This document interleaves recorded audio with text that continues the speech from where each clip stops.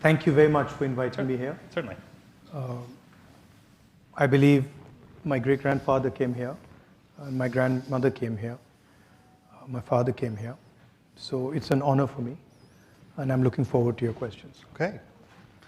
Let me just remind everyone that I'm happy to take your questions, but please write them on the cards provided and hand them before. Shouted questions will not be picked up by our microphones, and if you disturb this proceeding, we will be escorted out. So just want to make that clear. Okay, so since Mr. Modi has come to power, India's economy has improved, according to independent economic assessments. What's your take on the current government's economic policies? Have they improved the country's position? I mean, what we see on the ground is massive unemployment and dramatic increase in prices. And this is one of the reasons we won the Karnataka election, was that there was a feeling in India that there is a set of people who have a huge amount of wealth, and then there's a large mass of Indian people who are poor and struggling. Huge income disparities and unemployment. I think it's a 40-year high for unemployment.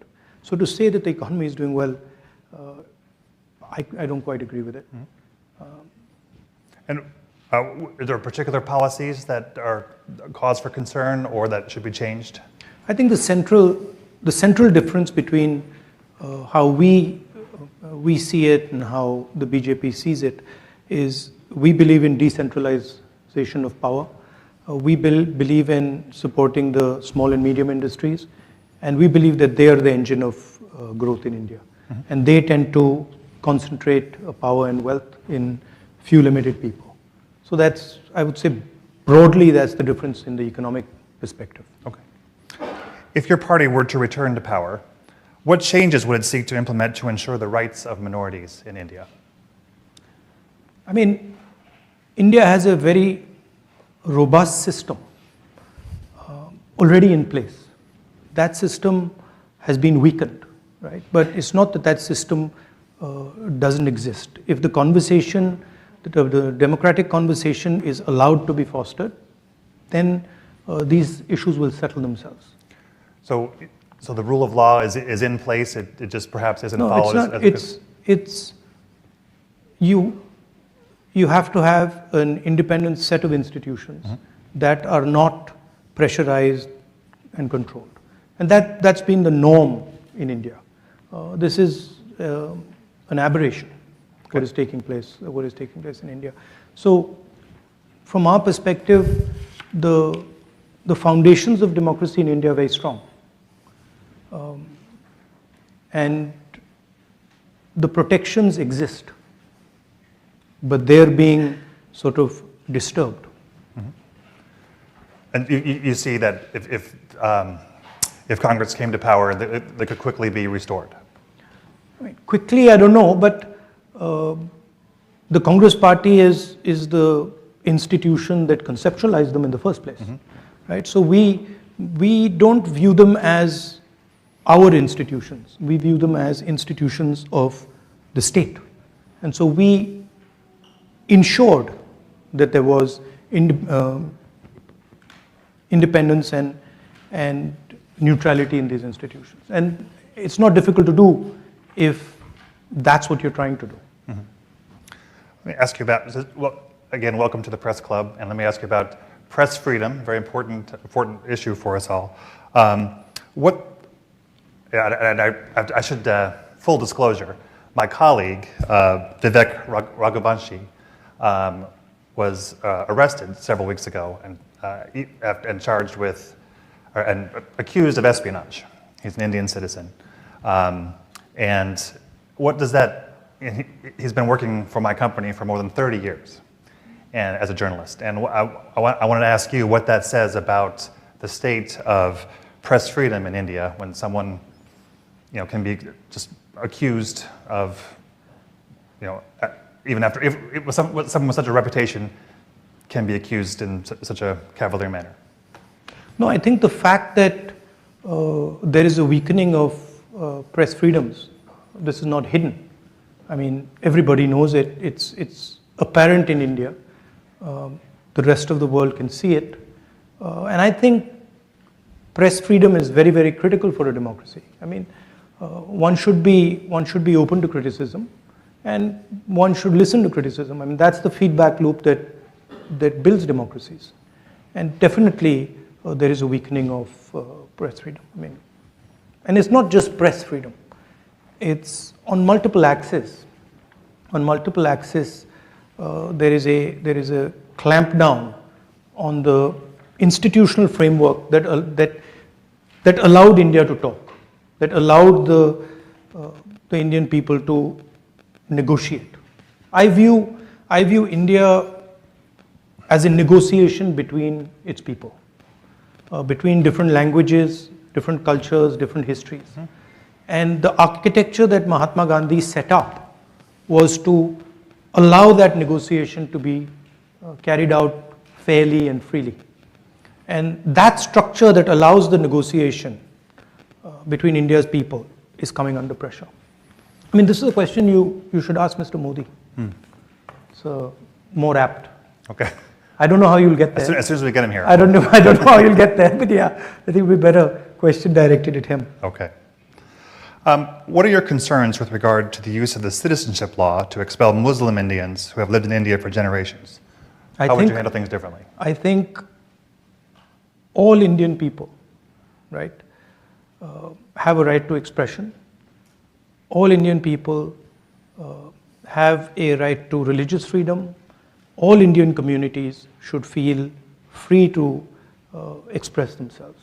So I don't differentiate between any community, any caste. I think India, as I mentioned just now, is a conversation, and the freer and more open that conversation, the more powerful India becomes. Okay. You have said that Modi's BJP engages in the politics of hatred and violence. Can you explain what you mean by this? I mean, it's explained in the sentence, right? They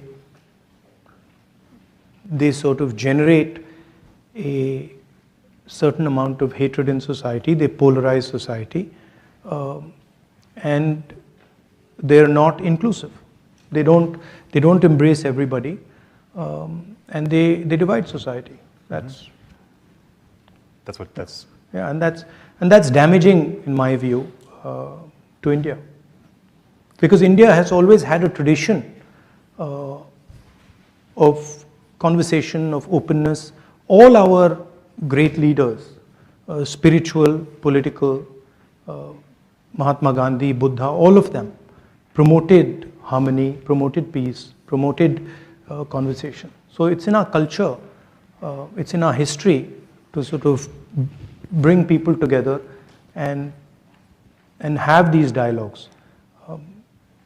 So that's, I think it's a difference in ideology between us and the BJP. Mm-hmm. We feel India should be allowed to express itself, and we feel that political leaders should be comfortable in sort of being questioned and should learn from that questioning. Mm-hmm. So, I mean, it's just a difference in viewpoint. For such a divisive figure, Modi maintains very high levels, in fact, worldwide high levels of popularity. Why do you think that's the case? Why do so many Indians support the Modi government? I mean, there is a definite capture of the institutions of the country. There's a definite capture of the press in the country. I'm not convinced that I don't believe everything I hear. I walked across India, walked from Kanyakumari to Kashmir, and talked directly to millions of Indian people, and they didn't seem very happy to me. And they were very clear that there were serious issues with regards to unemployment. There was massive price rise. So there was an angst in the people. Now, and look at the Karnataka election, and wait and watch the next 3 or 4 state elections. That I think is a better indicator of what's going to happen. You're here in Washington. Washington has been has a cozying up, if you will, to the Modi government. Do you feel like this is a mistake? Do you feel like this is not the U.S. should pursue Who am I to advise? Policies? Who am I to advise Washington on what they want to do? You know, I mean, it's their choice. They have to decide about these things. It's pretty clear from our perspective where we've got to go. There are certain values that we protect, and we're very serious about protecting those values. As I said, the conversation between the people of India, the idea that all Indians should have space, equal expression. These are things that for us are non-negotiable, and we fight for them, and we pay the price. What is your, I have a comment from the audience here. What is your reaction to Prime Minister Modi's statement that not an inch of land has been lost to the border with China? And can you talk about India's relationship with China and how it's changing? I mean, the fact of the matter is China is occupying our territory. It's an accepted fact. I think 1,500 square kilometers, land the size of Delhi is occupied by them. And I think, it's absolutely unacceptable. Prime Minister seems to believe otherwise. I don't know. I mean, maybe he knows something we don't know. I'm going to ask about Kashmir. India is positioning Kashmir as a tourist destination, while certain populations are persecuted. Do you see this as the path to prosperity for that region? No, I think everybody in India has a democratic right. Every single person in India should be allowed to be part of the conversation. I think there are things that can be improved in Jammu and Kashmir with regards to that conversation, and we are committed to improving the conversation, the democratic conversation in Jammu and Kashmir. Says you talked about secularism and democracy while opposing the Hindu party BJP. However, Congress in Kerala has been in alliance with the Muslim party, Muslim League in Kerala, the state from which you were MP for more than, the state you are the MP for more than 70 years. Muslim League is a completely secular party. Right. There's nothing non-secular about the Muslim League. Questions are a little disjointed. Sorry about that. I think the person hasn't studied the Muslim League. Back to politics. How united is the opposition in India, and why isn't Congress supporting Kejriwal on the ordinance issue? Well, that's an internal discussion we are having. The opposition is pretty well united, and I think it's getting more and more united. We are having conversations with all the opposition, and I think quite a lot of good work is happening there. Okay. Yeah. It's a complicated discussion because there are spaces where we are competing also with the opposition. So it's a little bit of give and take is required, but I'm confident that will happen. Okay. So given the electoral strength of the BJP, would Congress now be willing to consider being part of a coalition government that it does not lead? Well, these are questions that need to be asked to the Congress president because he's the decision maker. I think the Congress party will do very well in the next election. I think it'll surprise people because I think there is a hidden undercurrent building, and I think will surprise people. And I'm not entirely convinced about this idea that Mr. Narendra Modi is going to win the 24 elections. I think it's not as simple as people make out. If you just do the math, a united opposition will defeat the BJP on its own without any electoral math. What can the international community, what role is there for the international community to prevent a slide towards authoritarianism?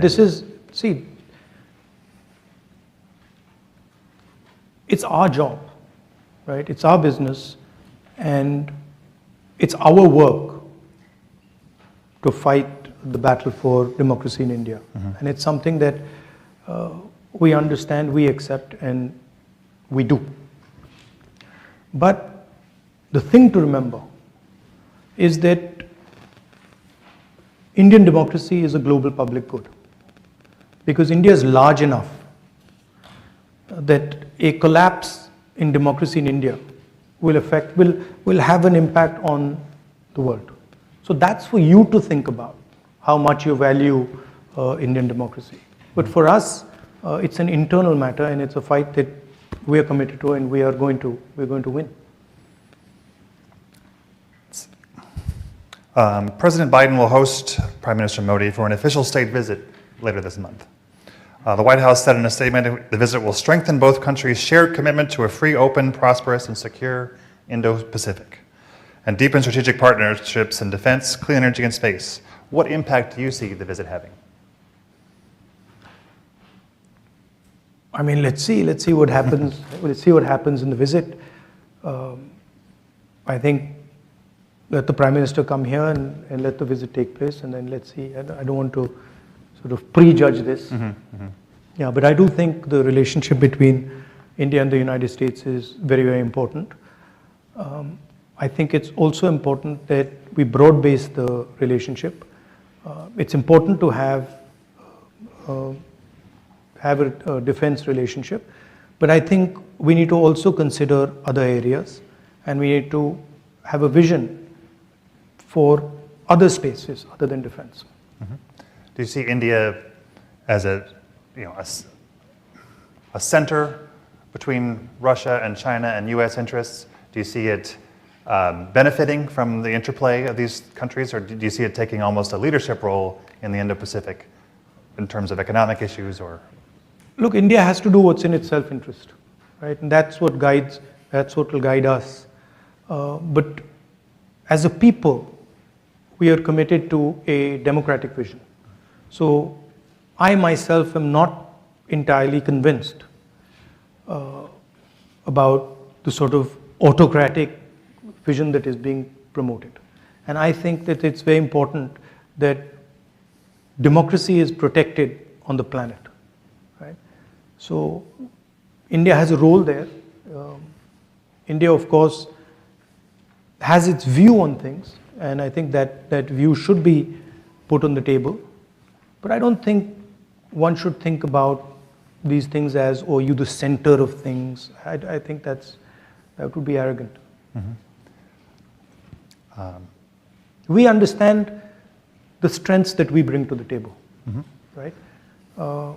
Democratic values, data. These are some of the things that technology, a highly educated, technically educated population, these are our strengths, right? And I think we have to chart our course based on these strengths. This is a question from the audience. India started as a secular state, but is currently leaning toward a Hindu state. Is that a threat to democracy? Is India losing its original ideology from your perspective? I think there's a fight on in India. There are two visions of India. There is the vision that the BJP has. It's a centralizing vision. It's a polarizing vision. And then there's another vision, equally strong. In fact, if you ask me, much stronger, but not expressing itself that effectively right now, which is a decentralized view, an embracing vision, a sensitive, compassionate vision. And I'm absolutely convinced that this is a transitional phase, and the true nature of India, the true democratic nature of India, compassionate nature of India will triumph. I have no doubt in my mind. And by the way, we've gone through this phase before. So it's not that it's a new thing. The Congress party faced this exact same thing in the 30s, and we decimated it. And we will do the same again. People are impatient, People are like, very impatient. BJP has been in power for 10 years. Well, okay, we were in power for 10 years before that. Why did nobody say, in UPA 2, when we had been in power for 8 years, why did nobody say, oh my God, the BJP is going to evaporate? After all, the same, we were in power for 10 years. So there is a tendency for the media to sort of exaggerate these things. There are reasons for it also. But we are committed to the democratization of India. And we are committed especially to the emancipation of the poor people of India, the lower castes, backward castes, these communities.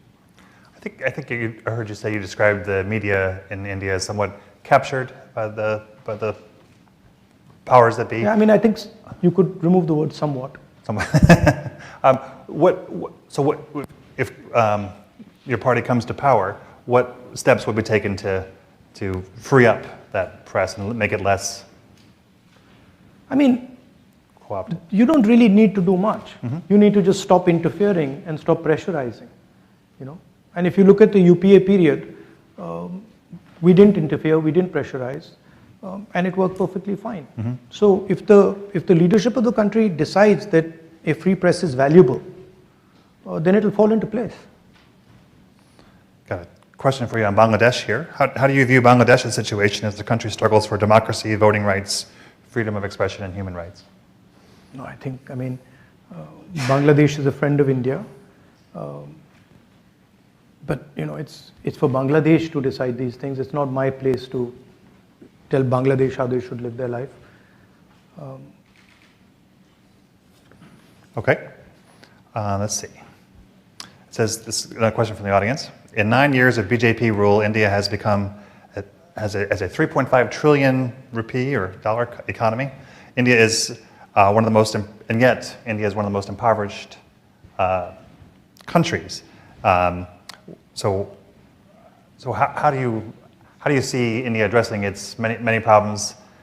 Given the challenges of democracy, given the challenges of the divisive rule of what's the way forward in terms of specifically addressing poverty? The 3.5 trillion, India has a particular growth rate. So that's just a natural consequence of that growth rate. The question is, how is the wealth of India distributed? Is India creating jobs? Are Indian people feeling that they can express themselves? Are they happy? Is there general tranquility in the country? Congress Party has a record for doing this. We've done it for many, many years. I think a good model is to let the people of India get to work, let them do what they're best at doing, and not to sort of, pressurize them and threaten them and do that. There's a historical record for this. After all, India did extremely well in the early 2000s. What do you see as the main drivers of? There's a cost. Sorry. You see, there's also something that people don't realize is that there's a massive economic cost to this disharmony, right? To this non-conversation. That filters out, right? So saying that Indian economy is doing well, that doesn't take in the full picture. What are the other costs that you're creating? Those are not being factored in, right? We had better economic growth than the BJP, created more jobs than the BJP, and had complete harmony in the country. What do you see as the biggest drivers of the economy in the short term, in the years ahead, in the coming years? I think what the BJP's policies have done, particularly demonetization and what we consider to be a flawed GST, they have weakened the small and medium businesses in India. And we believe that the small and medium businesses are actually the backbone of economic activity in India. If you want to create jobs, if you want to have a 21st century economy, you have to empower these people and turn them from being small and medium businesses to large businesses. So in our mind, it's taking these businesses and scaling them up and having hundreds, if not thousands, of these businesses become large businesses. So that's where we fundamentally differ with the BJP. They believe that you don't need these small and medium businesses, that you can build the Indian economy with 3 or 4 huge, massive businesses. Unfortunately, having 3 or 4 massive businesses doesn't translate into jobs. It can't. So that's really at the heart of the difference between the two visions. And you can see it. So, I mean, the growth during the UPA period was much better than the growth now. And there's massive levels of unemployment in India now. And it's a real problem because our people, they need to be put into productive activity. You know, it's a huge waste of the most valuable resource on the planet. Can India go it alone to build those small, medium, and small businesses, or do they need more open to outside investment? No, I think the United States. I think that's when I was talking about broad basing the relationship. I was talking about that the United States and India have synergies that if they come together can be very powerful. What we are facing is a particular vision of the world, Chinese vision of the world, that offers productivity, prosperity, but under a non-democratic framework, right? That's not acceptable to us because we simply cannot thrive under a non-democratic structure. So we have to think about production and prosperity in a democratic framework. And I think that's where the bridge between India and the United States can play a very important role for us, for you, and I think also for the planet, to show the rest of the world that production, manufacturing in a democratic environment is possible and can actually be competitive with the Chinese model. And also while keeping the environment in mind, is the environment a major concern of yours going into the next election? Yes, as I said, you can't ignore costs and pretend they don't exist, right? And when you're thinking about these things, you don't want to think about them in the 1 year, 2 year, 5 year time frame. As a country, you would like to think about them in a 20, 30 year time frame. And if you're looking at that span, then the environment is fundamental. You can't get away from it, right? Saying that, the world is in a transition. So we are moving from internal combustion engines to electric motors. There is an energy transition taking place. So we have to adapt ourselves to benefit from those transitions. And I think India is very well placed to do that. Would you consider a big increase in exports one way of measure that, or is it really about innovating the economy to take advantage of these new technologies? It's both, right? If India starts manufacturing, starts producing, it will start to export as well, right? I think there is a opportunity for India to successfully compete with the Chinese on manufacturing. We might not end up doing it the way they do it. So we might not end up having huge factories. We might end up having smaller factories with high technology embedded in them. So the system will probably look different, but the end result would be similar, that we would compete with China and you would see made in China and you would see made in India. Can you do it without more Chinese investment? Is there enough money coming in from elsewhere? Yeah, no, that's where the India-US relationship should be looking. I mean, that to me is what the conversation should be about. How do we build this alternative production system, alternative manufacturing system,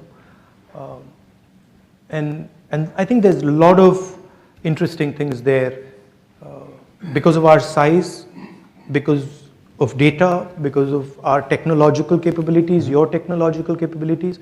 So I think the strengthening of the bridge between the United States and India and the widening it, making it, taking it from a 2-lane highway to a 10, 15, 20-lane highway is how I think about it. Does the U.S. Tendency to flirt with the debt ceiling and so on give you pause as far as partnering with America in the long These term? things, there are always stumbling blocks. There are always relationships like that between the United States and India. They will move very fast, and they'll slow down. They'll move very fast.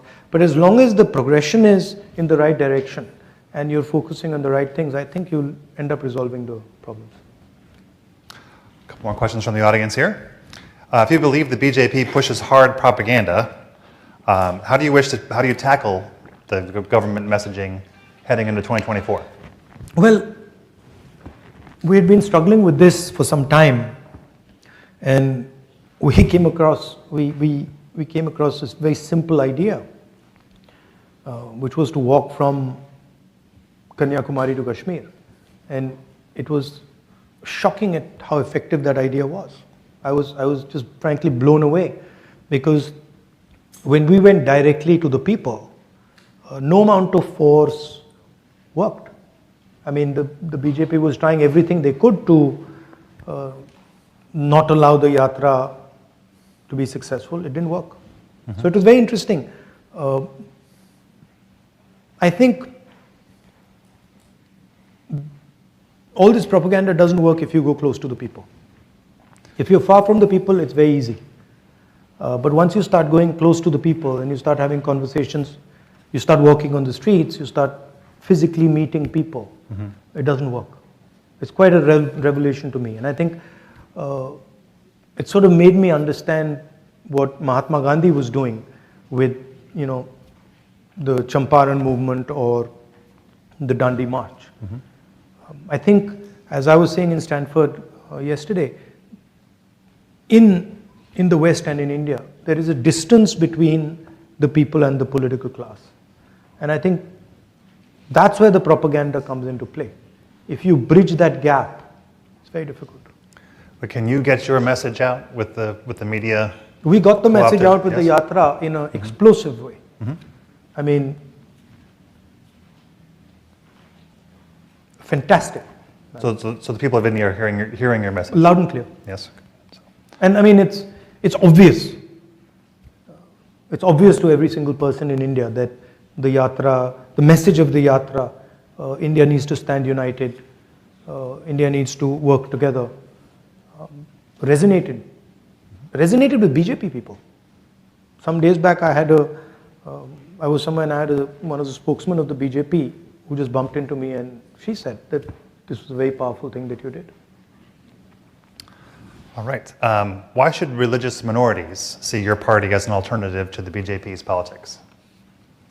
Because it's not just religious minorities, it's everybody. Because we give space to all ideas in India, all communities, all religions.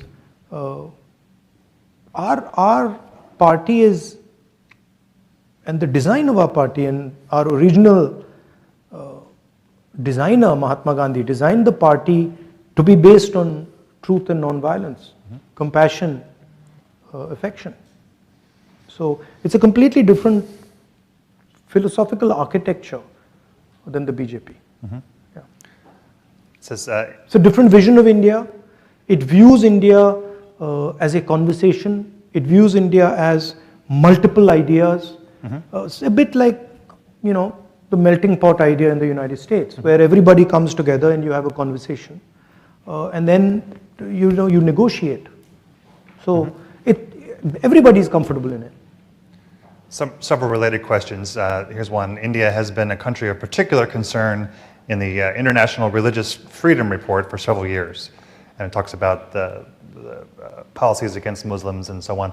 What would your party do in power to heal or to bring the Muslims and other religious minorities together into the coalition, into the group? You just have to look at our record, right? Our record speaks for itself.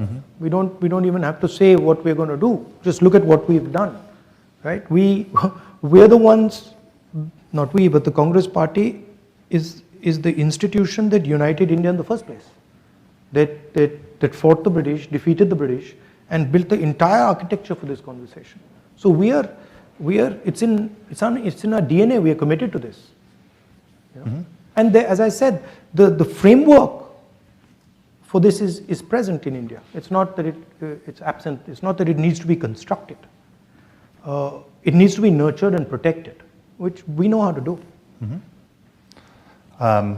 This is another question from the audience. So is the way you were disqualified from Parliament and what is happening in Pakistan, do you see any similarities here, and what does that say about politics in the region? I don't know. I mean, look, as you said, I asked a rhetorical question. I asked the question, why, well, you described it. Right. I'm fighting a court case, so I have to be careful. But I asked a rhetorical question. And I'm the first person in India to be given the highest punishment for a defamation case. It's the first case, I'm the first person in Indian history since 1947, right? Nobody has been given the maximum sentence on defamation, and that too on the first offense, right? So that should explain what's going on to you. And my disqualification happens quite interestingly after I make a speech about Mr. Adani and Parliament. So you can do the math. Let's see. But you know, my disqualification is not really, it's okay, it's not the most important thing. The most important thing is the thousands and thousands of other voices, civil society, government, bureaucracy, who are being frightened into submission. That's much more important to me than my disqualification. My disqualification in many ways is an advantage for me. How so? Because it opens up completely new spaces for me. You know, it allows me to completely redefine myself. And I think they've given me a gift, frankly. They don't think they realize it, but they have. Politics is not linear. You know, it's like, it can suddenly go off into another direction. It's asymmetric. So I think they've given me a gift. It's not apparent right now, but I think they have. So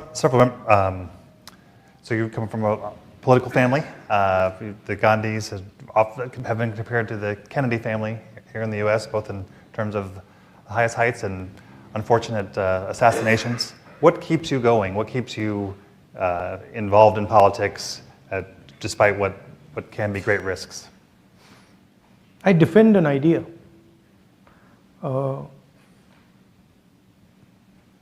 I love the people of my country. In particular, the people who are struggling. I have a bias towards them. And I completely empathize with their struggle. It disturbs me when I see the pain in India. And I have no choice, because that creates a response, emotional response in me that I can't fight. So it's just natural. And also, I've grown up with a sort of narrative about my country, Gandhian narrative of what the country is, what it should look like, what is important. So That's what drives me. I'm not concerned really about, threats of violence and assassination and stuff. Everybody's got to die, So, that's what I learned from my grandmother and my father. So, you don't back down because of something like that. Here's a question that just in. India's relationship with Russia has been controversial since the war in Ukraine began. How would Congress administration handle this relationship or the situation in Ukraine differently? I don't know if you like my answer, but I think similar to how the BJP would or did. We would be responding in a similar way to BJP. Yeah. Okay. Because we have sort of a relationship with the Russians that can't be denied. It is there. So I think our policy would broadly be similar. From your perspective, has the relationship with Russia changed since the war in Ukraine began?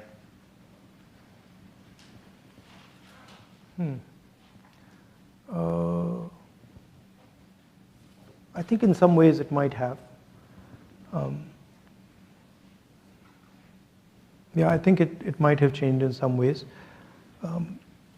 But there is a old historic relationship with the Russians, and